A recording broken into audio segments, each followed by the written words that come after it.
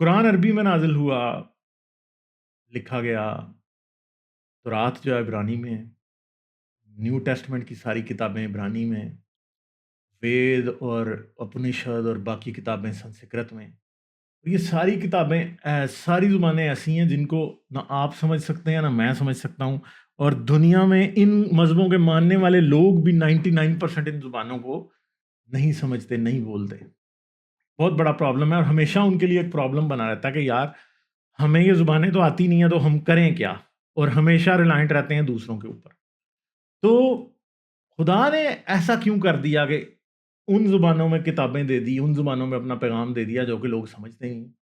کیا خدا کو احساس نہیں تھا کہ بعد میں یہ صرف اور صرف ایک زبان کے بیریئر کی وجہ سے بہت سی غلطیاں کریں گے، مس انٹرپریٹیشنز کریں گے، لوگ جان بوجھ کے غلط ترجمے کریں گے، اور ان غلط ترجموں کی وجہ سے فرقے بنیں گے، فرقے ایک دوسرے کی گردنیں کاٹیں گے؟ خدا تو سب کچھ جانتا ہے. خدا تو فیوچر آنے سے پہلے ہی فیوچر جانتا ہے. مگر خدا نے، بھگوان نے، اللہ نے، گاڈ نے خود ہی یہ پرابلم کریٹ کیا ہوا. کیا خدا اس پرابلم کو سالو کر سکتا تھا؟ اس آنسر کو جاننے کے لیے اس ویڈیو کو آخر تک ضرور دیکھیے.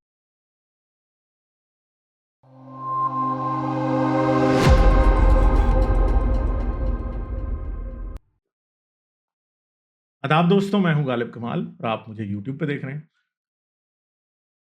تورات جو تھی وہ عبرانی زبان میں لکھی گئی تھی، اور عبرانی زبان جب حضرت مسیح کا یا جیزس کا ٹائم آیا تھا تو عبرانی زبان جو ہے وہ لوگ نہیں بول رہے تھے، لوگ ارامی زبان بولتے تھے.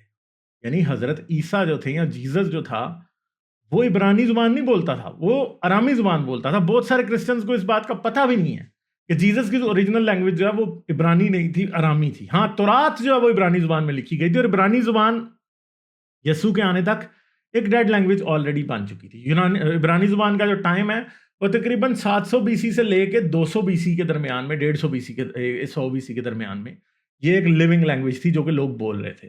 اس کے بعد ارامی جو ہے وہ آ گئی. ارامی جو ہے وہ عبرانی سے ملتی جلتی، عبرانی سے بہت زیادہ ملتی تھی، مگر انٹائرلی عبرانی نہیں تھی. ٹھیک ہے جی. تو عبرانی تو ڈیڈ ہو گئی تھی، اور عبرانی اس کے بعد پھر کوئی بھی نہیں بولتا تھا. اب اسرائیل کا ملک بننے کے بعد ہیبرو جو ہے اس کا ریوائول ہوا. ٹھیک ہے، ماڈرن ہیبرو آ گئی. صحیح ہے، مگر بیچ میں کوئی بھی نہیں بول رہا تھا. نیو ٹیسٹمنٹ کی جتنی بھی کتابیں ہیں، پھر مسئلے کی بات یہ ہے کہ نیو ٹیسٹمنٹ کی کتابیں ارامی میں نہیں لکھی گئی. نیو ٹیسٹمنٹ کی کتابیں یونانی میں لکھی گئی، یونانی زبان، جو کہ اس ٹائم روم کی یا جو اس ٹائم کی ایک سرکاری زبان تھی. یونانی، دو زبانیں تھی، لاطینی اور یونانی. تو یونانی زبان جو تھی اس میں لکھا گیا نیو ٹیسٹمنٹ. ٹھیک ہے. پھر قرآن جو ہے وہ عربی میں لکھا گیا. مگر مزے کی بات آپ کو میں یہ بتا دوں کہ عربی میں پہلی لکھی جانے والی کتاب آج تک جو آرکیالوجی سے، جو ہسٹری سے ثابت ہو رہی ہے سامنے، وہ قرآن ہے.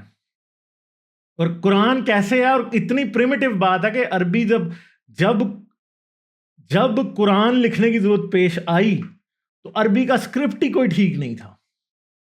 حجازی اسکرپٹ ایسا بیوقوفانہ اسکرپٹ تھا، یا اتنا پریمیٹیو تھا جسے کہتے ہیں، اتنا ان ایڈوانسڈ اس کو آپ کہیں گے، اتنا زیادہ پرانا عجیب و غریب قسم کا اسکرپٹ تھا کہ اس کے اندر جو ہے نقطے ہی نہیں تھے.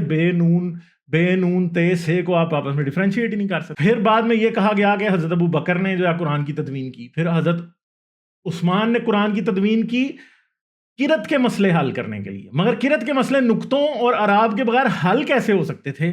یہ تو ہو ہی نہیں سکتا. یعنی حضرت جو عثمان ہے وہ قرآن اس لیے لکھ رہے ہیں کہ لوگوں نے اپنے قرت کے مطابق قرآن پڑھنا شروع کر دیا تھا، اپنے ڈائلیکٹ کے مطابق. پرابلم یہ ہے کہ حضرت عثمان کا قرآن ڈائلیکٹ کے پرابلمز کو سالو کیسے کرے گا جب اعراب اور نقطے ہی نہیں ہے؟ حضرت عثمان کا قرآن جو ہے وہ مسئلہ یہ والا سالو ہی نہیں کر سکتا، کیونکہ حضرت علی کے دور میں کوفہ شہر پرومیننس اختیار کر گیا، اور قرآن کو کوفی ایک اسکرپٹ میں لکھا جانے لگا جس کو کوفہ شہر کی مناسبت سے بعد میں کوفک اسکرپٹ کا نام دیا گیا. اور جو ارلی کوفک اسکرپٹ ہے، جو کہ حضرت عثمان کی ڈیتھ کے بعد ہی کہیں آیا کہ اس میں قرآن لکھے جانے لگے، اس کوفک اسکرپٹ کے اوپر بھی نقطے اور اعراب نہیں تھے. پھر یہ کہا جاتا ہے کہ حجاج بن یوسف نے قرآن پہ اعراب لگائے. اگر حجاج بن یوسف نے قرآن پہ اعراب لگائے، کوٹیشن مارکس یعنی ای کے ساؤنڈ کو او کے ساؤنڈ سے یا او کے ساؤنڈ کو ڈبل او کے ساؤنڈ سے ڈفرینشیٹ کیسے کرنا ہے، یعنی پیش ڈبل او کا ساؤنڈ ظاہر کرتی ہے، ٹھیک ہے، ای کا ساؤنڈ جو ہے، آئی کا ساؤنڈ جو ہے وہ زیر کو کرتا ہے ظاہر، ٹھیک ہے. تو یہ جب عراب نہیں تھے تو آپ کیسے ڈفرینشیٹ کر رہے تھے کہ ایک لفظ جو ہے وہ ایزا ہے وہ اوزا نہیں ہے، ٹھیک ہے، آپ ڈفرینشیٹ نہیں کر سکتے، صحیح ہے، آپ ڈفرینشیٹ کر ہی نہیں سکتے عراب کے بغیر. تو اگر حجاج بن یوسف نے عراب لگائے تھے تو عثمان نے کون سا جو ہے وہ قرت کا مسئلہ سالو کیا تھا؟ تو اس کا مطلب اس بیس کے اوپر آج کے جو ہسٹورینز ہیں، جو کہ مولویوں کی طرح کی ریسرچ نہیں کرتے قرآن پہ، جو ٹرو ریسرچ کرتے ہیں قرآن پہ یا اسلام کے اوپر، وہ یہ کہتے ہیں کہ حضرت عثمان کی جو تدوین ہے وہ ایک جھوٹ کے علاوہ کچھ بھی نہیں ہے، کیونکہ عراب کے قرت کے مسئلے عثمان سالو کیسے کر سکتا تھا اگر اس کے پاس زیر زبر کا سسٹم نہیں تھا، ٹھیک ہے. پھر دوسری بات یہ ہے کہ عربی کا الفابیٹیکل سسٹم بھی قرآن کے آنے کے بعد امپروو ہوتا ہے، اور اگلی 2 صدیوں میں عباسیوں کے دور میں جا کے عراب اور نقطے اور سب کچھ قرآن جو ہے وہ فائنل ہوتا ہے. عباسیوں کے دور کے بھی بہت بعد جا کے یہ صحیح پرابلم قرآن کا، قرت کا اور لکھے جانے کا سالو ہوتا ہے. اس سے پہلے قرآن، اسلام کے پہلے 150-200 سال مسلمانوں کے پاس کوئی ایسا اسکرپٹ ہی نہیں تھا جس کے اندر قرآن پراپرلی لکھا جا سکتا.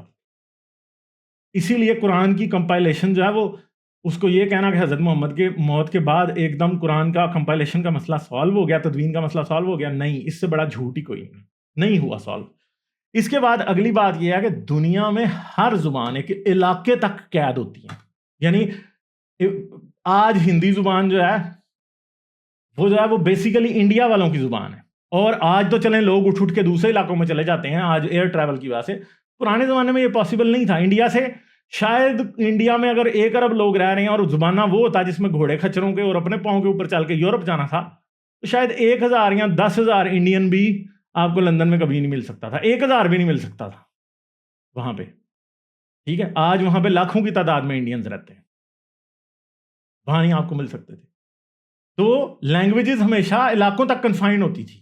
گلوبل لینگویج کا جو آئیڈیا وہ بھی بڑا ریسنٹ ہے. گلوبل لینگویج کا اس کی ایک سمپل سی وجہ ہے، دنیا کی پہلی گلوبل لینگویج گریک تھی، جو کہ، اور وہ بھی آہستہ آہستہ بنی تھی اسکندر اعظم کے بعد.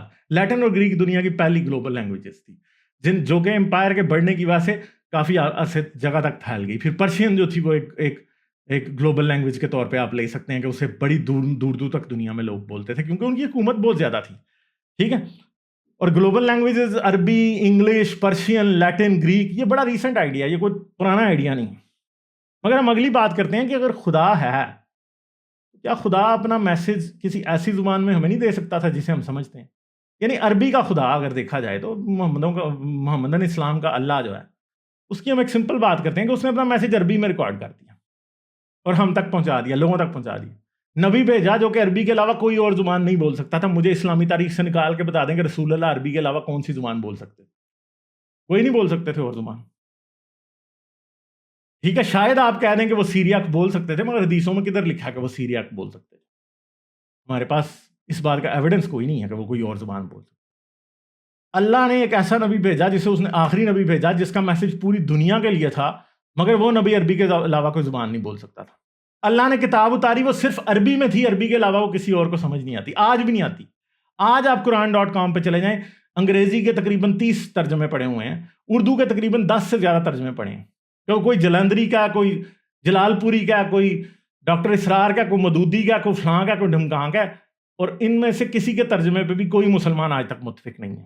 یہ کوئی ایسا ترجمہ نہیں آج تک کر سکے جس پہ متفق علیہ ہو سکیں. اور خدا ایسا ہے کہ خدا نے عربی میں قرآن نازل کر دیا اور اب سارے اندھیرے میں ٹامکٹوئیاں مار رہے ہیں، کسی ترجمے پہ کبھی یہ اگری نہیں ہو سکتے. کیا خدا کے لیے ممکن نہیں تھا کہ وہ عربی میں قرآن نازل کرتا اور دنیا کی ساری زبانوں میں ساتھ ہی اس کا ترجمہ رسول اللہ ہی کرا دیتے ہیں تاکہ کسی کو شک ہی نہ رہتا کہ یہ ترجمہ غلط ہے؟ جب اللہ کو یہ پتا تھا کہ اس نے قرآن صرف عربی زبان میں نازل کرنا ہے، تو پھر بھائی دوسروں کو تو آپ نے ہینڈی کیپ کر دیا کہ دوسرے تو ہمیشہ عربی سیکھنے کے محتاج رہیں گے. ملا آج ہمیں تانے دیتے ہیں تمہیں عربی آتی ہے، بھائی یہ تانا مجھے نہ دو، یہ خدا کو دو، جو جاہل خدا جس نے قرآن عربی میں نازل کر دیا جو کہ مجھے نہیں آتی. خدا نے اپنا کام ہی پورا نہیں کیا. خدا کے اوپر تو انسان والی حد لگ رہی ہے. خدا کی تو وہی ڈسیبلٹی ہے جو کسی انسان کی ہوتی ہے کہ ایک عرب میں رہنے والے بدو کو عربی کے علاوہ کوئی زبان نہیں آتی تھی، اس لیے قرآن صرف عربی میں ہے. اور وہ بدو جو ہمیں ترجمہ بھی نہیں کر کے دے کے گیا، وہ پہلے ہی مر گیا. تو اب بتائیں اس میں قصور میرا کیسے ہو گیا کہ مجھے عربی نہیں آتی؟ خدا کو اتنا شوق تھا کہ وہ قرآن مجھے سمجھائے تو خدا خود ہی مجھے بھی عربی پیدا کر دیتا، یا پھر دنیا میں زبان ہی ایک ہوتی ہے عربی، یہ زبانوں والا سیاپا ہی نہ ہوتا تاکہ ہم سب ہینڈی کیپ نہ ہوتے۔ دوسری بات ہے عرب امپیریلزم بھی آ گیا، کیوں کہ بھائی عربی ان کی زبان ہے، اس میں قرآن نازل ہوا ہے، اب وہی قرآن سمجھائیں گے سب کو۔ وہ تو خام خواہ مامے بن گئے نا مذہب کے ٹھیکیدار، وہ تو خام خواہ بن گئے، اور ہم جو ہیں وہ برہمن بن گئے، ہم اچھوت بن گئے، ٹھیک ہے، کیونکہ ان کو آتی ہے زبان، وہی مذہب ایکسپلین کریں گے، وہی بتائیں گے، اور ہم جو ہیں سارے کے سارے ان کے محتاج ہیں، اور ان کی ساری زندگی ان کے تلوے چاٹتے رہتے ہیں، اس وجہ سے کہ عرب کلچر بھی خام خواہ سپیریئر بن گیا دنیا کے دوسرے کلچرز کے اوپر، ٹھیک ہے۔ تو بات یہ مگر یہ مسئلہ صرف اسلام تک تھوڑی کنفائنڈ ہے، یہ مسئلہ تو سب تک ہے۔ ادھر ہندوازم جیسے مذہب بھی ہیں جو کہ یہ بلیو کرتے تھے کہ سنسکرت صرف برہمنوں کو آنی چاہیے، اور شودر تو سنے گا تو اس کو سزا ملے گی اس بات کی۔ تو نارسسزم کی انتہا دیکھیں، ایک زبان میں کسی بھی مذہب کا آنا بیسیکلی اس زبان کے بولنے والے اور اس علاقے کے لوگوں کو امپیریلسٹ بنا دیتا ہے، جیسے کہ برہمنزم میں بن چکے ہیں آلریڈی۔ اسی طرح باقی سب مذہبوں کا بھی یہی مسئلہ ہے۔ میں آپ کو ایک ریسنٹ اگزامپل دیتا ہوں کہ شاید کو 10 سے 15 سال پہلے کی بات ہے یہ، کہ پاکستان کے ایک بڑے مشہور جو ہیں وہ ایک پریسٹ ہیں، ان کا نام ہے فادر امانویل آسی۔ وہ پاکستان میں چرچز میں آ رہے تھے اس ٹائم، مجھے یاد نہیں ہے کہ اب یہ کتنی پرانی بات ہے، شاید کم از کم 15 سال پرانی بات ہے یہ، ٹھیک ہے۔ وہ آ رہے تھے چرچز میں اور وہ یہ کہہ رہے تھے کہ جی ہمیں بائبل کا ترجمہ امپروو کرنا ہے، ہمارے پاس ٹھیک ترجمہ نہیں ہے۔ اس کے لیے وہ چندہ مانگ رہے تھے لوگوں سے چرچ میں، اور پھر وہ چندہ دیا لوگوں نے، ٹھیک ہے، میری فیملی نے بھی دیا، اور پھر بعد ازاں ایک نیا ترجمہ بائبل کا سامنے آیا، لوگ اسے کہتے ہیں نئی بائبل آ گئی، اور ہمارے گھر وہ پرانی 90s کی بائبل بھی تھی، اور 2000 میں جو پھر اس ترجمہ کرنے کے بعد جو نئی بائبل آئی تھی وہ بھی آ گئی تھی ہمارے گھر، اور دونوں میں ڈفرنس تھا، ٹھیک ہے۔ کیونکہ کسی ٹائم ان کو یہ احساس ہوا کہ جو ترجمہ ہمارے پاس ہے وہ پراپر نہیں ہے، صحیح ہے، مگر چلو کیتھلک سے ایک ترجمے پہ اجماع کر لیتے ہیں کہ چرچ نے ایشو کر دیا، کیتھلک چرچ نے ترجمہ، اس پہ اجماع ہو گیا، مگر مسلمانوں کا یہ مسئلہ ہی نہیں ہے، شیعہ کا علیحدہ ترجمہ ہے، دیوبندی کا، بریلوی کا، سب کے علیحدہ علیحدہ ترجمے، اور ان کا سب کا پرابلم اپنی اپنی جگہ کھڑا ہوا۔ مگر یہ یاد رکھیے گا کہ کوئی انسان اگر قرآن کا غلط ترجمہ کرتا ہے تو قصور اس کا نہیں ہے، ہمیشہ آگے یہ کہنے لگ جاتے ہیں ہمیں تو بہت ہی زیادہ کہتے ہیں، ٹھیک ہے، کیونکہ ہم پھر وہ بتا دیتے ہیں، جب ہم بتا دیتے ہیں کہ قرآن میں غلط بات لکھی ہے تو وہ ترجمے پہ پڑ جاتے ہیں کہ یہ ترجمہ غلط ہے، کیونکہ اور ہم نے ترجمہ خود تو کیا نہیں ہوتا، کوئی ڈاکٹر اسرار کا ہوگا، کوئی جلندری کا ہوگا، جلال پوری کا ہوگا، کسی کا ہوگا، ترجمے ہوں گے نا، وہ کہنے لگ جاتے ہیں نہیں یہ تو ترجمہ جی آپ غلط ترجمہ لے، میں نہیں غلط ترجمہ لے کے آیا، اور جس نے غلط ترجمہ کیا اس نے بھی اپنی انڈرسٹینڈنگ کے مطابق تو وہ ٹھیک ہی کیا تھا، قصور اس کا تو نہیں ہے، قصور تو اللہ کا ہے، ٹھیک ہے۔ پھر آج کل، اب پہلے مجھے اس بات کا احساس نہیں تھا، مگر اب مجھے یہ بھی احساس ہو چکا ہے کہ ویدوں کے ترجمے پہ یا بھگوت گیتا کے ترجمے پہ ہندوؤں میں بھی اتنا ہی اختلاف ہے، یہ بھی روز ہر بند دوسرے تیسرے کے ترجمے کو ریجیکٹ کرتے رہتے ہیں، کوئی ترجمہ ان کے لیے ایکسیپٹیبل ہے، کوئی ریجیکٹیبل ہے، اور میں لٹرلی یہ بات آپ کو چیلنج کر سکتا ہوں کہ دنیا میں کوئی بھی ایک مذہبی کتاب ایسی نہیں ہے جس کے ترجمے پہ لوگ متفق ہوں، نہیں ہوتے متفق۔ کیوں نہیں متفق ہوتے؟ کیونکہ جب یہ کتابیں جھوٹی ثابت ہونی شروع ہوتی ہیں، ان میں باتیں لکھی ہوئی کہ سورج گدلے پانی کے تالاب میں ڈوب رہا ہے، تو اس ٹائم انہوں نے مینٹل جمناسٹک کس بیس پہ کرنی ہے؟ ترجمے کی بیس پہ کرنی ہے نا، اور پھر ترجمے کی بیس پہ مینٹل جمناسٹک کر کے اس میں مینٹل جمناسٹکس میں اولمپک گولڈ میڈل جیت لیتے ہیں، ٹھیک ہے، یہ پرابلم۔ تو اگلی بات یہ ہے کہ کیا خدا کے پاس اتنی پاور نہیں تھی کہ وہ یہ ترجمے کے مسئلے پیدا نہ ہونے دیتا؟ کیا اس کے پاس اتنا وزڈم نہیں تھا کہ وہ یہ مسئلے پیدا نہ ہونے دیتا؟ اور میں آپ کو چیلنج سے یہ بات بتا سکتا ہوں کہ اگر یہ کتابیں واقعی کسی کائنات کے خالق و مالک خدا نے دی ہوتی، کسی بھگوان نے دی ہوتی جس نے یہ ساری کاسموس اور یونیورس بنایا ہے، کسی اللہ نے دی ہوتی جس نے یہ سب کچھ بنایا ہے، تو یہ مسئلے تو کبھی پیدا ہی نہیں ہونے چاہیے تھے نا، کیونکہ کوئی بادشاہ بھی ہو جو یہ چاہتا ہے کہ اس کی رعایا یا اس کی ماسز یا اس کے سبجیکٹس جو ہیں وہ یہ سمجھیں، لٹرلی یہ سمجھیں کہ وہ کیا کہنا چاہتا ہے، تو وہ یہ بات میک شور کرے گا کہ وہ ان کو آسان کمیونیکیبل زبان کے اندر اپنا میسج پہنچا دے، اور اگر وہ پراپرلی میسج نہیں پہنچاتا تو وہ ہمیشہ قصوروار رہتا ہے، آپ اس کو ہمیشہ کہتے رہیں گے۔ پاکستان کا کانسٹیٹیوشن انگریزی میں لکھا ہے اور ایک بندہ جو اس کو سمجھ ہی نہیں آ رہا، تو اس میں قصور کس کا؟ انگریزی میں جنہوں نے جو بیسیکلی جو گورے کا غلام جو انسان ہے اس نے یہ انگریزی میں لکھا ہے، تاکہ مصیبت پڑی رہے لوگوں کو سمجھ نہ آئے. اور یہ یاد رکھیں کہ پاکستان کا کانسٹیٹیوشن انگریزی میں ہے تو اس کی ایسی کاپیز اردو میں بھی موجود ہیں جن کے اوپر لوگوں کو اختلاف نہیں ہوتا کہ یہ صحیح کاپی ترجمہ ہوا کہ نہیں. مگر اللہ یہ کام نہیں کر سکتا. اللہ نے یہ کر سکتا تھا کہ قرآن پنجابی میں نازل ہو جائے. وید جو ہے وہ پنجابی میں نہیں ہے آج ہمارے پاس پراپرلی, اور ترجمے پہ پھر بھی جھگڑا پڑا رہے گا. اسی طرح بائبل کا بھی پڑا رہے گا, اولڈ ٹیسٹمنٹ نیو ٹیسٹمنٹ دونوں کا. تو یہ یاد رکھیں گے یہ کتابیں کسی خدا نے نہیں دی, یہ اس بات کا ثبوت ہے. یہ کسی خدا نے نہیں دی. اگر خدا نے دی ہوتی تو خدا کے لیے یہ امپاسبل نہیں تھا. اور اگر واقعی یہ خدا نے پھر بھی دی ہے عربی میں کتاب یا سنسکرت میں کتاب یا پھر انگلش میں بائبل, تو یہ یاد رکھیں پھر خدا نے کیا کیا. خدا آپ کو جان کے گمراہ کر رہا ہے, اور وہ خدا نہیں ہے, وہ شیطان ہے. تو ایسے خدا پہ تو پھر آپ کو ایمان بھی نہیں رکھنا چاہیے. ٹھیک ہے, مگر میں آپ کو یہ بات بتا رہا ہوں کہ اس بات میں کوئی ڈاؤٹ ہی نہیں ہے کہ یہ کوئی خدا نے کتابیں نہیں دی. اگر کوئی اس یونیورس کا خالق و مالک ہے بھی ہے نا, تو یہ کتابیں اس نے نہیں دی. وہ آپ سے یہ سارا پوٹی کرنے کے طریقے, استنجے کے طریقے, ختنہ کرانا ہے یا نہیں کرانا, ٹھیک ہے جی, شودر کو ہاتھ لگانا ہے یا نہیں لگانا, نہ انٹچیبلٹی ہے یا نہیں, یہ اس کا دیا ہوا نہیں. اگر آپ کسی یونیورسل گاڈ کو مانتے بھی ہیں تو یہ اس کا نہیں. یہ سب فراڈ ہے. یہ اگر عربی قرآن نازل ہوا ہے تو یہ یاد رکھیں گے ایک عربی بدو کی کارستانی ہے جو کہ آج سے 1400 سال پہلے رہتا تھا, جس کے لیے امپاسبل تھا کہ وہ کسی کو یہی قرآن پرشین میں ریپروڈیوس کر کے دے دے, ٹرانسلیٹ کر کے دے دے. جو گریک میں نہیں تھا ٹرانسلیٹ کر سکتا اپنے میسج کو, جو سنسکرت میں نہیں تھا کر سکتا, ہندی میں نہیں کر سکتا تھا. اسی طرح اگر کسی نے وید سنسکرت میں لکھے ہیں تو وہ اسی انڈیا میں رہنے والے جاہل رشی منی, جس کو کہنا جو ہے نا وہ ورڈ نالج کی توہین ہوگی, اس نے ہی لکھے ہیں. کسی خدا کی طرف سے نہیں آئے, کسی بھگوان نے نہیں دی ہے. اور جو بھی بھگوان وہ مان رہا ہے بیسیکلی وہ اس کا بھگوان فراڈ ہے, کیونکہ وہ اپنی پاور کو اس بھگوان کا نام لے کے, اپنی چربا گھٹیا کتاب کو اس بھگوان کا نام لے کے لوگوں میں مسلط کرنا چاہتا ہے, اپنے پروپیگنڈے کا غلام بنانا چاہتا ہے لوگوں کو. اور وہ ظاہری بات ہے کہ وہ تو اسی زبان کا سہارا لے گا نا جو اس کو آتی ہے, اور وہ کسی اور زبان میں اپنا میسج دے نہیں سکتا. تو یہ ساری گیم ہے اصل میں, یہ سب کا سب ایک پروپیگنڈا ہے. اور پروپیگنڈا کو انسان اسی زبان میں کر سکتا ہے جو اس جاہل کو خود آتی ہوتی ہے. وہ دوسری تیسری چوتھی زبان میں نہیں کر سکتا. اگر واقعی کوئی خدا ہوتا تو وہ واقعی پروپیگنڈا بھی کرتا تو وہ دنیا کی ہر زبان میں کر سکتا تھا. مگر مین پرابلم یہ ہے کہ اصل میں پرابلم ہے یہ نا کہ یہ سب ایک فراڈ ہے. صرف یہ سب آسمانی کتابیں ایک فراڈ ہیں. اور خدا کا اگر خدا واقعی ہوتا تو اس کو اتنا شدید قسم کا, اتنا ہیوی قسم کا لنگوسٹک پرابلم درپیش نہ ہوتا. اس کے لسانی مسائل یا اس کے زبان کے مسئلے اتنے شدید نہ ہوتے. کیونکہ جتنے بھی خدا آپ دیکھ لیں, جتنے بھی آپ مذہب دیکھ لیں, ان کے لنگوسٹک پرابلم اتنے ہی شدید ہیں جتنے ان کو بنانے والے لوگوں کے تھے. اگر عرب میں ایک مذہب پیدا ہوتا ہے تو وہ عربیوں کا مذہب ہے, اور عربی زبان ہی وہ بول سکتا ہے مذہب. وہ لیٹن نہیں بولے گا, یا وہ نیٹو امریکن لینگویج نہیں بولنے لگ جائے گا, کیونکہ ظاہری بات ہے کہ ان لوگوں کو آتی نہیں ہے سمجھ, ان کو آتی نہیں ہے وہ لینگویجز, تو وہ کیسے دوسری لینگویجز میں دے گا. وہ کبھی بھی اس قرآن کو پراپرلی جاپنیز میں ٹرانسلیٹ نہیں کر پائیں گے.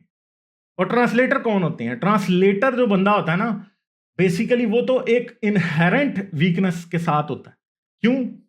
کیونکہ یہ یاد رکھیں کہ وہ ایک ایسی لینگویج سے ایک چیز کو دوسری لینگویج میں ٹرانسلیٹ کر رہا ہوتا ہے جن میں سے شاید ایک تو اس کی نیٹو لینگویج ہوگی, مگر دوسری کبھی بھی نہیں ہوگی. وہ تو ہمیشہ ویک ہی رہے گا. اور ہمیشہ اس کو جو ریئل بولنے والا انسان ہے لینگویج, وہ اسے کہہ سکتا ہے کہ تجھے سمجھ نہیں آئی, کیونکہ تیری نیٹو لینگویج نہیں ہے. ٹھیک ہے. اور اگر فرض کریں کہ ایک عربی بندہ اردو میں قرآن ٹرانسلیٹ کر بھی رہا ہے تو اردو اس کی نیٹو لینگویج نہیں ہے. وہ کیسے دونوں لینگویجز میں ہمیں ایکسپلین کر سکتا ہے دونوں چیزیں؟ یا پھر اگر ایک اردو بولنے والا شخص جو ہے وہ عربی سے قرآن, عربی سیکھ کے قرآن اردو میں ٹرانسلیٹ کر رہا ہے, تو وہ ظاہری بات ہے عربی بھی اس کی نیٹو لینگویج نہیں ہے, وہ کیسے کرے گا؟ تو پرفیکٹ ٹرانسلیشن کا پرابلم جو ہے وہ کبھی سالو ہو ہی نہیں سکتا. ٹھیک ہے. اس لیے اگر خدا آپ کو ایک زبان میں میسج دے رہا ہے نا, بہتر یہی ہوتا کہ خدا سب لینگویجز میں اپنا میسج دیتا. اور خدا کے لیے یہ امپاسبل نہیں ہے. اگر خدا نے ایسا نہیں کیا تو یہ یاد رکھ لیجئے کہ پھر خدا نہیں ہے وہ والا جس نے یہ میسج دیا ہے, کیونکہ اصل خدا کے لیے پاسبل ہوتا. اور اگر خدا اصل یہ واقعی چاہتا ہے کہ آپ اس کی کتابوں سے ہدایت پائیں تو وہ اتنا تو کر سکتا تھا. ٹھیک ہے. یہ اس بات کا ثبوت ہے کہ جتنے مذہب ہیں, یہ جتنے خدا ہیں, یہ سب فراڈ ہیں. اور کیونکہ اگر اصل خدا ہوتا تو اس کے لیے لینگویج کے مسئلے نہیں ہوتے. ठीक है जी, उम्मीद है आपको सारी बात समझ आई होगी। अपना बहुत ख्याल रखिएगा। वीडियो को लाइक कर लीजिए, सब्सक्राइब कर लें, घंटी का बटन दबा लें, ऑल नोटिफिकेशंस ऑन कर लें ताकि सारी वीडियोस आपको मिलती रहें। पेट्रियन पे आप मुझे सपोर्ट करें, आप फ्री एजुकेशन को सपोर्ट कर रहे हैं क्योंकि यूट्यूब पे ये मटेरियल फ्रीली अवेलेबल है, और ये फ्रीली अवेलेबल इसीलिए है कि आप लोग सपोर्ट करते हैं। जो लोग भी पेट्रियन पे सपोर्ट करते हैं सबका बहुत शुक्रिया, और सपोर्ट करते रहें। आप अपनी एजुकेशन को तो सपोर्ट कर रहे हैं, मगर आप उन लोगों की भी फ्री एजुकेशन को सपोर्ट कर रहे हैं जिनको ये मैसेज सुनने की बहुत ज़रूरत है। तो वो मुल्हिद, वो एथियस्ट, वो रैशनल लोग जो मुझे सपोर्ट करते हैं, बेसिकली वो इररैशनल रिलीजियस लोगों की या फिर डॉगमेटिक लोगों की एजुकेशन को सपोर्ट कर रहे हैं। तो अपना बहुत ख्याल रखिएगा। मेरी तरफ से आदाब। लाइक, शेयर और सब्सक्राइब करना मत भूलें। इसके साथ साथ आप मेरे चैनल को पेट्रियन पर सपोर्ट कर सकते हैं। पेट्रियन का लिंक वीडियो की डिस्क्रिप्शन में है।